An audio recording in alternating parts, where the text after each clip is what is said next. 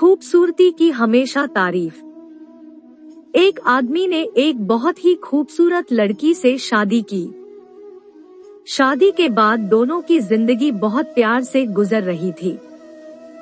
वह उसे बहुत चाहता था और उसकी खूबसूरती की हमेशा तारीफ किया करता था।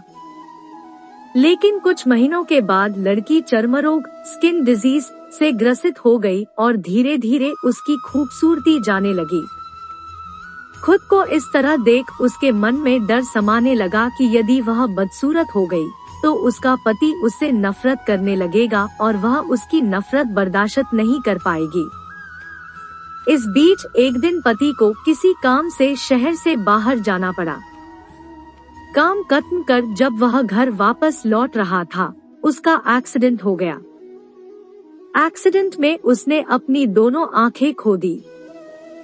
लेकिन इसके बावजूद भी उन दोनों की जिंदगी सामान्य तरीके से आगे बढ़ती रही। समय गुजरता रहा और अपने चर्मरोग के कारण लड़की ने अपनी खूबसूरती पूरी तरह गंवा दी। वह बदसूरत हो गई, लेकिन अंधे पति को इस बारे में कुछ भी पता नहीं था। इसलिए इसका उनके खुशहाल विवाहित जीवन पर कोई प्रभाव नहीं पड़ा। वह उसे उसी तरह प्यार करता रहा।